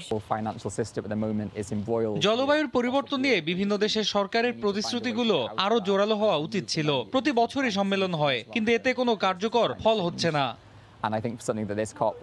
এদিকে উদ্বোধনী দিনে জলবায়ু সম্মেলন ঘিরে গ্লাসগো জুড়ে অব্যাহত রয়েছে পরিবেশ কর্মীদের বিক্ষোভ। এতে যোগ দিয়েছেন বিভিন্ন মানবাধিকার সংস্থা ও এনজিও কর্মকর্তারাও। এ সময় তারা ধনী দেশগুলোকে কার্বন নিঃসরণের জন্য দায়ী করে অবিলম্বে জলবায়ু পরিবর্তন ঠেকাতে কার্যকর পদক্ষেপ নেওয়ার আহ্বান জানান। জলবায়ু পরিবর্তনে ক্ষতিগ্রস্ত দেশগুলোকে 10,000 কোটি মার্কিন ডলার অনুদান এবং 2022 সালের মাঝামাঝি সময়ের মধ্যে পৃথিবীর 70% মানুষকে ভ্যাকসিনের আওতায় আনার অঙ্গীকারের মধ্য দিয়ে শেষ হয়েছে G20 সম্মেলন। একই সঙ্গে জলবায়ু পরিবর্তন মোকাবেলার সময় থাকতেই কার্যকর পদক্ষেপ নেওয়ার উপর গুরুত্ব আরোপ করেন বিশ্ব নেতারা। রোম থেকে জোয়ানা মাহমুদের রিপোর্টে বিস্তারিত। শেষ দিনে বেশ কয়েকটি ইতিবাচক সিদ্ধান্ত গ্রহণের মধ্য দিয়ে শেষ হলো বিশ্বের প্রভাবশালী 20 দেশের জোট G20 এর এবারের শীর্ষ সম্মেলন।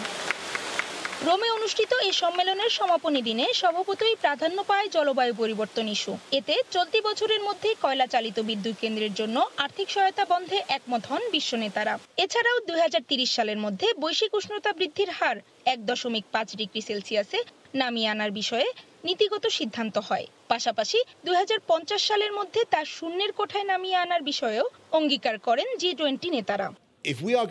জলবায়ু পরিবর্তনের কারণে এরই মধ্যে পৃথিবীর ভয়াবহ ক্ষতি হয়েছে। এই বিপর্যয় এড়াতে আমাদের সবার ঐক্যবদ্ধ অঙ্গীকার প্রয়োজন। কোনো ধরনের অজুহাত দেখানোর এখানে কোনো সুযোগ নেই, আর এজন্যই আমাদেরকে এ ব্যাপারে ঐক্যবদ্ধ সিদ্ধান্ত গ্রহণ করতে হবে। ইতালির প্রধানমন্ত্রী মারিও দ্রাগির সভাপতিত্বে এবারের G20 সম্মেলনে মার্কিন প্রেসিডেন্ট জো বাইডেন, ব্রিটিশ প্রধানমন্ত্রী বরিস জনসন, জার্মানির চ্যান্সেলর আঙ্গেলা মেরকেল, ফ্রান্সের প্রেসিডেন্ট এমানুয়েল ম্যাক্রো, কানাডার প্রধানমন্ত্রী জাস্টিন ট্রুডো, ভারতের প্রধানমন্ত্রী নরেন্দ্র মোদী সহ 20টি দেশের রাষ্ট্র ও সরকার প্রধান এবং তাদের প্রতিনিধিরা অংশগ্রহণ করেন। সম্মেলনের সমাপনী দিনে ইতালির প্রধানমন্ত্রী মারিও দ্রাগিকে ধন্যবাদ জানিয়ে মার্কিন প্রেসিডেন্ট জো বাইডেন বলেন, সম্মেলন ফলপ্রসূ হয়েছে। এখানকার প্রাপ্তি গ্লাসগো সম্মেলনেও উল্লেখযোগ্য ভূমিকা রাখবে। No one has anticipated that this year we'd be in a position, or even next year, that we're not going to use any more oil or gas, that we're not going to be engaged in any fossil fuels. এদিকে সমাপনী বক্তব্যে ইতালির প্রধানমন্ত্রী Mario দ্রাগিও এবারের সম্মেলন সফল হয়েছে বলে দাবি করেন। বৈশ্বিক ইস্যুতে বিশ্ব নেতারা ঐক্যবদ্ধভাবে সিদ্ধান্ত গ্রহণে সফল হয়েছেন বলেও উল্লেখ করেন তিনি। জুমানা মাহমুদ, সময় সংবাদ, রোম, ইতালি। ইলিশের উৎপাদন বাড়াতে আজ থেকে 8 মাসের জন্য শুরু হয়েছে জাটকা সংরক্ষণ অভিযান। সারা দেশের মতো ভোলার মেঘনা তেঁতুলিয়া নদীতেও আগামী 30 জুন পর্যন্ত এই অভিযান চলবে। এ সময় জাটকা ধরা, ক্রয় বিক্রয়, পরিবহন, বিনিময় ও মজুদ সম্পূর্ণ নিষিদ্ধ করেছে সরকার। সরকারের এই নিষেধাজ্ঞা মেনে জেলেদের জাটকা ধরা থেকে বিরত রাখতে চলছে সচেতনতামূলক কার্যক্রম।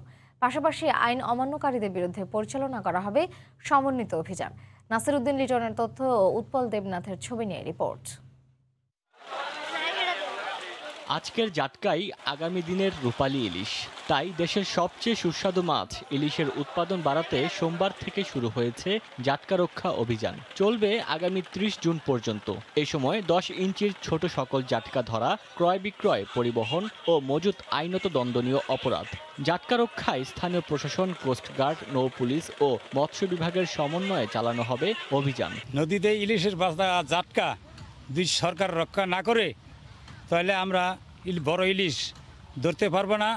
এই ইলিশ মাছের ডিমগুলা জাটকা মাছ যদি মানুষে না ধরে, এগুলা যদি সরকার রক্ষা করে, তা আমরা অনেক লাভবান হব ইলিশ মাছ বড় হইলে। 22 দিনের অভিযান পরে ইলিশের বাচ্চা বড় হইব। সরকার উচিত এখন এই ইলিশের বাচ্চা কেমনে বড় হইব এটার জন্য সরকার কঠোর ব্যবস্থা নেওয়া উচিত। এই রেণুগুলা যদি বড় না হয় তাহলে মানুষে যে কষ্ট করে 22 দিনের অভিযান পালন করছে তাহলে তার সফল হবে না। জাটকা রক্ষার মাধ্যমে ইলিশ উৎপাদন বৃদ্ধির জন্য নদীকে অবৈধ জালমুক্ত করার দাবি জেলে সমিতির নেতাদের। 22 দিনকার অভিযান আমাদের মেঘনা তেঁতুলিয়া নদীতে প্রায় 2 থেকে 2.5 লক্ষ জেলে ইলিশের অভিযান মানছে। সরকারের কাছে দাবি করব যাতে অবৈধ জালগুলা উচ্ছেদ করে আমাদের জেলেরা ইলিশ মাছ ডাঙ্গলে যাতে জেলেরা পায়। আর আইন মেনে চলার জন্য সচেতনতামূলক প্রচার প্রচারণার পাশাপাশি আইনি পদক্ষেপ নেওয়ার কথা জানালেন মৎস্য কর্মকর্তা।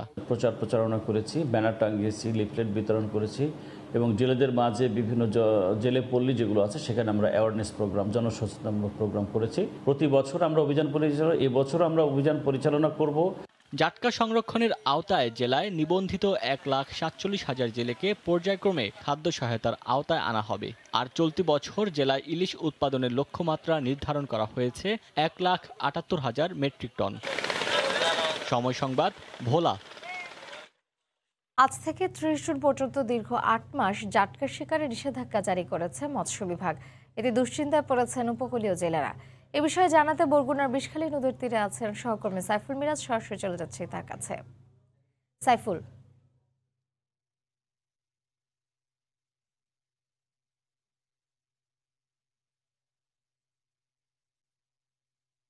শুনতে পাচ্ছেন? সাইফুল, উপকূলে সহ বঙ্গোপসাগরে ইলিশ শিকারের নিষেধাজ্ঞা শুরু হয়েছে, যা চলবে।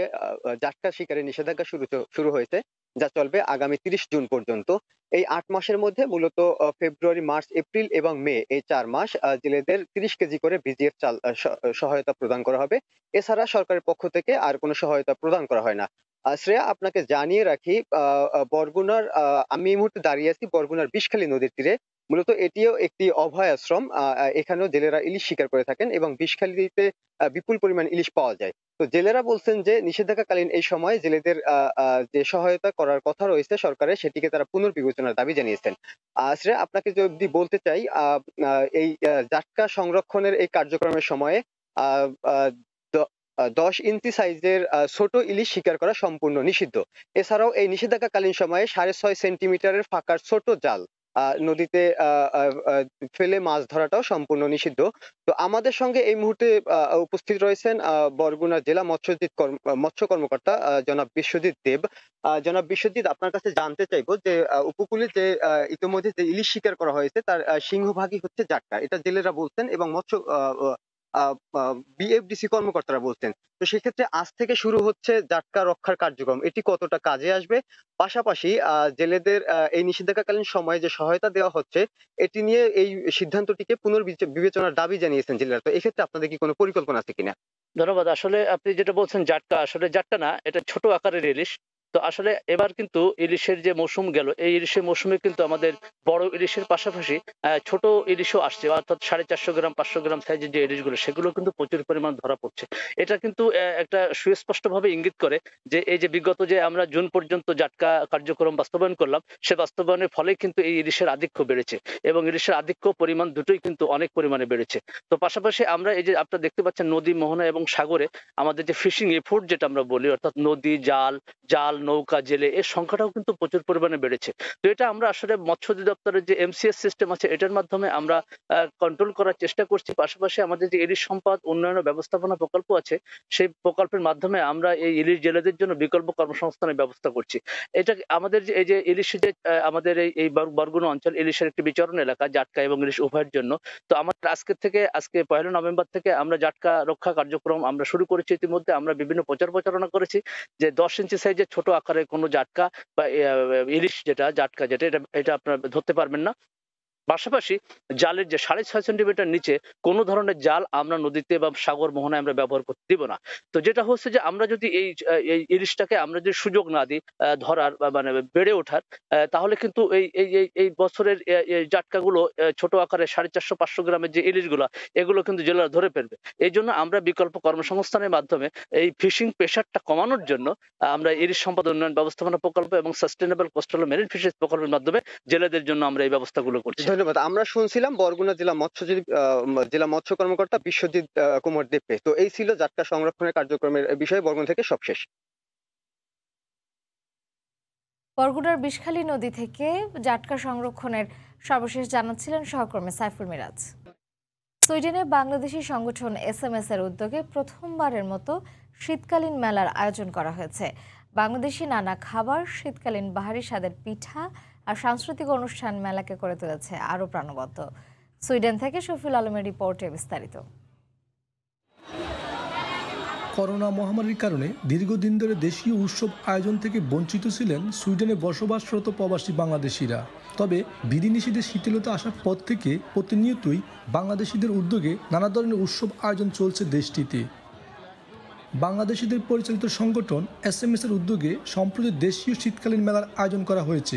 এতে বাংলাদেশি পিঠা, বাহারি খাবার, বাংলাদেশি কাপড়ের স্টল, বিভিন্ন ধরনের বাংলা বই, মনোজ্ঞ সাংস্কৃতিক অনুষ্ঠান সহ নানা আয়োজনে মেলা ছিল উৎসব মুখর। বাংলাদেশের মতোই কনকনে শীতে দেশীয় নানা পিঠার স্বাদ নিতে পেরে খুশি মেলায় আগত প্রবাসী বাংলাদেশিরাও।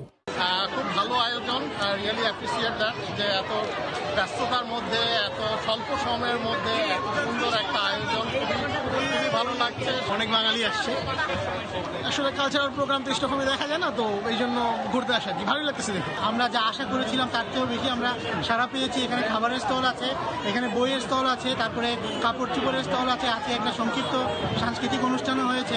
সব মিলে আমরা খুবই আশাবাদী এবং আমরা খুবই খুশি যে বাংলাদেশি কমিউনিটির কাছ থেকে আমরা অনেক বড় সাড়া পেয়েছি, অনেক ভালো সাড়া পেয়েছি, আলহামদুলিল্লাহ। প্রথমবারের মতো এই ধরনের দেশীয় শীতকালীন মেলার আয়োজন করতে পেরে সন্তুষ্ট আয়োজকরাও। পরিস্থিতি অনুকূলে থাকলে এখন থেকে প্রতি বছরই এই মেলা আয়োজনের কথাও জানান তারা। শফিউল আলম, সময় সংবাদ, সুইডেন। এদিকে সাকিবের অভাব পূরণ সম্ভব না হলেও আশা ছাড়তে চান না বিসিবি পরিচালক তানভীর আহমেদ টিটু। তার মতে দলের বাকিরা চেষ্টা করলে শেষ 2 ম্যাচ থেকে ইতিবাচক ফল আনা সম্ভব টাইগারদের পক্ষে, যদিও তার জন্য ফিল্ডিংটা হতে হবে বিশ্বমানের, মন্তব্য টিটোর। সুমন সরকারের ক্যামেরায় বিস্তারিত জানাচ্ছেন নিয়ন মোহামিন। ধাক্কাটা কত বড় তা পরিমাপ করতে চাইলে অপেক্ষা করতে হবে ম্যাচ শেষ হওয়া পর্যন্ত। আর তার আগে যদি মন্তব্য করতে চান তাহলে জেনে নিন, সাকিবের অভাব পূরণ করবে এমন ক্রিকেটার একজনও নেই বিশ্বকাপের এই স্কোয়াডে। স্পিন নির্ভর উইকেট হলে নাসুম আর মেহেদি ছাড়া কোনো অপশন থাকছে না রিয়াদের হাতে। আর মিডল অর্ডারে ব্যাটিংয়ের যে হাল, তাতে সাকিবের বিকল্প নিয়ে ভাবাটাও ধৃষ্টতা টিম ম্যানেজমেন্টের জন্য। সাকিব থাকা মানে আমাদের অ্যাজ ওয়েল অ্যাজ লাইক একটা বোলার, একটা ব্যাটসম্যান, কম্বাইন্ড একটা প্যাকেজ। তার অভাবটা পূরণ করাটা এটা একটু ডিফিকাল্ট হবে টিম ম্যানেজমেন্টের জন্য। একটা আলাদা বলার, একটা আলাদা ব্যাটসম্যান চিন্তা করতে হবে সেই ক্ষেত্রে। আসলে একটা দুর্ঘটনা, সেই জন্য তো এটা তো হতেই পারে এবং সেটা আমাদের একটা বড় ধাক্কাই আসবে টিমের জন্য। বিশ্বকাপে এখন পর্যন্ত সব ডিপার্টমেন্টেই ব্যর্থ বাংলাদেশ। ব্যাটিং, বোলিং, ফিল্ডিং কোনোটাই পূরণ করতে পারেনি প্রত্যাশার ছিটে ফোটা। তবে টিটুর চোখে ব্যাটিং বা বোলিং নয়, মূল ভিলেন দলের দুর্বল ফিল্ডিং।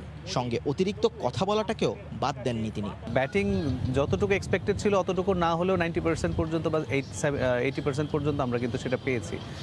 যেটা আমরা খুবই খারাপ করেছি সেটা হচ্ছে ফিল্ডিংয়ে। আমরা আসলে প্রপার প্রস্তুতি তো নেওয়ার মতো সুযোগ আমরা পাইনি।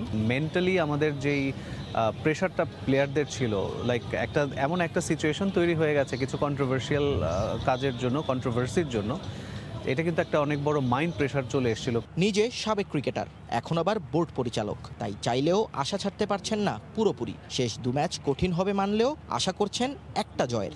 আমরা আমাদের 100%টা চাই, প্লেয়াররা তাদের 100%টা দেখ, এবং সেখান থেকেই আমরা আমাদের রেজাল্টটা হয়তো আমাদের পক্ষে আসবে বা আসবে না, বাট আমাদের খেলার মাধ্যমে যেন এটা ফুটে আসে যে আমরা আমাদের সেরাটা দিতে চেষ্টা করছি। নিয়ন মোহাইমিন, সময় সংবাদ, দুবাই, সংযুক্ত আরব আমিরাত। শারীরিক সুস্থতা নিশ্চিত করতে নওগাঁ জেলা পরিষদ পার্কে প্রতিদিন শরীর চর্চা করেন নানা বয়সী মানুষ। সকাল 6:30 থেকে শুরু হয়ে চলে 8টা পর্যন্ত। বিস্তারিত জানাতে সেখানে আছেন সহকর্মী এমআর রকি। সরাসরি চলে যাচ্ছি তার কাছে। রকি। সুস্থ দেহ সুস্থ প্রাণ এই প্রতিপাদ্যকে সামনে রেখেই নওগাঁর এই জেলা পরিষদ পার্কে প্রতিদিন ভোর সকালে বিপুল সংখ্যক নানা শ্রেণী পেশার মানুষের এরকম অনুশীলন কিন্তু আমরা লক্ষ্য করছি এবং প্রতিদিনই তারা এসে যে বিষয়গুলি এখানে তুলে ধরছেন তাদের সুস্থতাকে টার্গেট রেখেই বিশেষ করে যোগ ব্যায়াম বুকটান ব্যায়াম এই জাতীয় বেশ কিছু অনুশীলনের মাধ্যমে সুস্থতার দিকগুলিকে তারা নিশ্চিত করার চেষ্টা করে যাচ্ছেন এবং চিকিৎসকরা কিন্তু সবসময় যে বিষয়টিকে গুরুত্ব দিয়ে থাকেন বেশি হাঁটা চলা পাশাপাশি এই জাতীয় সকালের যে আবহাওয়াটাকে উপলব্ধি করার জন্যই কিন্তু তাদের এই পরামর্শ মেনে চলার জন্য এখানে নানা শ্রেণী পেশার শিশু মাঝারি এবং বয়স্কদের কিন্তু আমরা এখানে লক্ষ্য করছি। ভোরের সাথী নামের একটি সামাজিক সংগঠন কিন্তু এই অনুশীলন প্রক্রিয়াটা তারা নিশ্চিত করেন। তবে এখানে কিন্তু বিভিন্ন মানুষের যে সম্পৃক্ততা দিন দিন বাড়ছে এবং চিকিৎসকদের ভাষায় বলা হচ্ছে যে সুস্থ থাকার জন্য বেশি বেশি করে যে শারীরিক অনুশীলন বা শারীরিক যে কসরত এই বিষয়গুলিকে প্রাধান্য দিয়েই কিন্তু এই পার্কে আমরা এখানে মানুষের উপস্থিতি।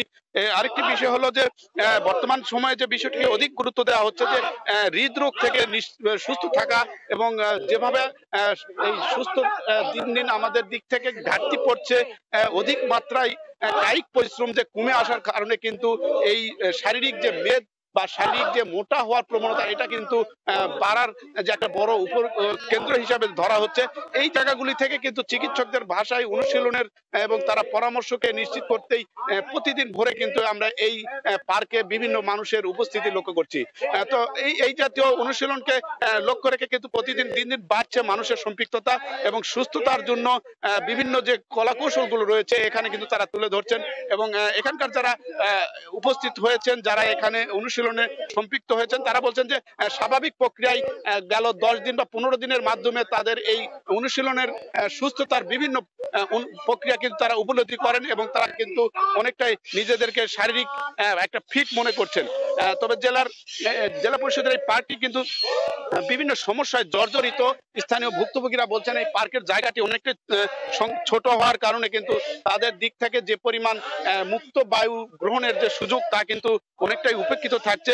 এক্ষেত্রে জেলা প্রশাসন সহ সংশ্লিষ্ট প্রশাসনের একটা দৃষ্টি আকর্ষণ করেছেন সকালের এই প্রাতঃভ্রমণের পাশাপাশি শারীরিক সুস্থতার জন্য একটা মুক্ত বায়ুর একটা পরিবেশ নিশ্চিত করার দাবি জানিয়েছেন এখানকার উপকারভোগীরা।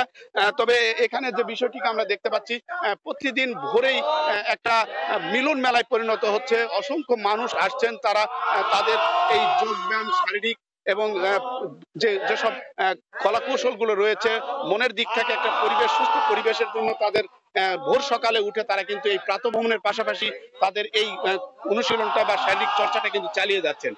তবে চিকিৎসকরা কিন্তু এটাকে অত্যন্ত গুরুত্ব দিয়ে থাকছেন। চিকিৎসকরা বলছেন যে এই জাতীয় অনুশীলন এবং বয়স বৃদ্ধি থেকে শুরু করে মেদ কমিয়ে আনার ক্ষেত্রে যে পরিমাণ বর্তমান সময়ে আমাদের এই আসক্তি কায়িক পরিশ্রম কম হচ্ছে, এই কায়িক পরিশ্রমগুলো কিন্তু লাঘবের জন্য কায়িক পরিশ্রমের সুস্থতার একটা দিক তুলে ধরার জন্য কিন্তু এই জাতীয় শারীরিক কসরত শারীরিক অনুশীলন এবং এই যোগব্যায়াম সহ বিভিন্ন প্রক্রিয়াকে অনুশীলনের মাধ্যমে সুস্থ থাকার জন্য তাদেরকে কিন্তু পরামর্শ দেওয়া হচ্ছে। এবং এই প্রক্রিয়াতে আমরা যে বিষয়টিকে এখানে দেখতে পাচ্ছিলাম অনেকেই এসে এখানে নতুন নতুন যোগ দিচ্ছেন এবং তাদের দিক থেকে বলা হচ্ছে যে 1 সপ্তাহ 2 সপ্তাহের মধ্যে কিন্তু তারা বেশ উপকার পাচ্ছেন এবং মনের দিক থেকেও তারা একটা স্বস্তি ফিল করছেন। তবে প্রশাসনের পক্ষ থেকে এই পরিবেশটাকে আরো নিশ্চিত করার জন্য তাদের দিক থেকে দাবি জানানো হচ্ছে। তো এই দিক থেকে আমরা একজনের একটু বক্তব্য শুনবো। আপনি নিয়মিত এখানে আসেন? এখানে আমি নিয়মিত এখানে আসার চেষ্টা করি। এখানে আমাদের অনেক অসুস্থ রোগীও এই ব্যায়ামের মাধ্যমে কিন্তু সেরে উঠছে। আর এটা আমাদের 2001 সাল থেকে প্রতিষ্ঠিত, প্রায় 20 বছর ধরে আমাদের এখানে আস্তে আস্তে লোক সমাগম এবং আমাদের ব্যায়ামের সংখ্যা বাড়তেছে। আমাদের স্থানে একটু সংকলন আছে, কিন্তু আমাদের স্থান একটু প্রসার হলে ভালো হয়। ধন্যবাদ আপনাকে।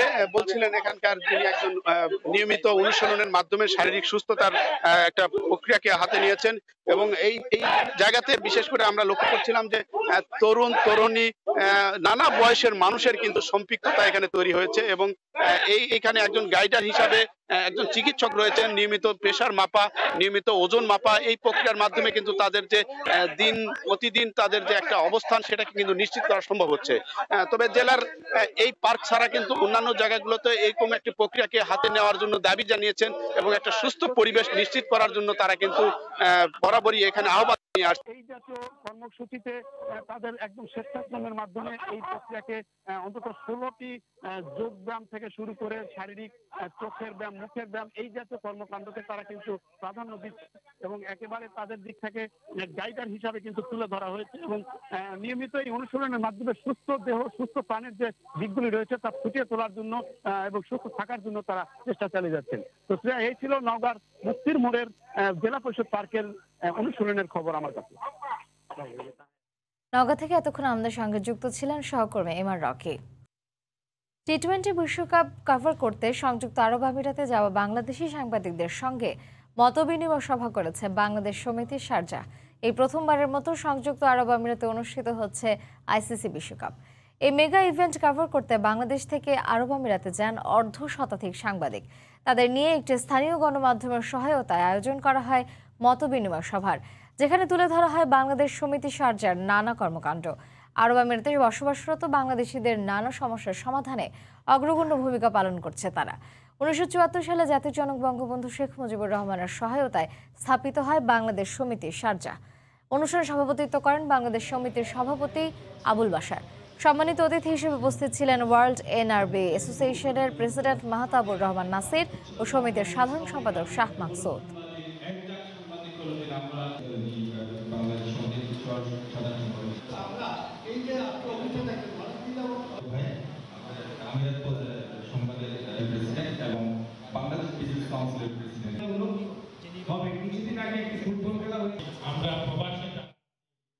এ পর্যায়ে শিশু সংবাদগুলো জানিয়ে দিচ্ছি আরো একবার।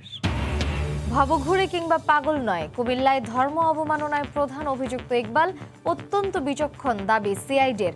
টাকার বিনিময়ে একটি গোষ্ঠীর পরিকল্পনা বাস্তবায়নের চেষ্টা। বিশ্ব জলবায়ু সম্মেলনে যোগ দিতে স্কটল্যান্ডের গ্লাসগোতে পৌঁছেছেন প্রধানমন্ত্রী শেখ হাসিনা। জলবায়ু তহবিলের কার্যকর বাস্তবায়ন সহ তুলে ধরবেন 3 দফা প্রস্তাবনা। আজ থেকে শুরু স্কুল শিক্ষার্থীদের করোনা টিকাদান। ঢাকায় প্রস্তুত 8টি কেন্দ্র। প্রতিদিন দেয়া হবে 5000 ডোজ। অভিভাবকদের ভিড় না করার আহ্বান। এই ছিল ভোরের সময়। সঙ্গে থাকুন সময়।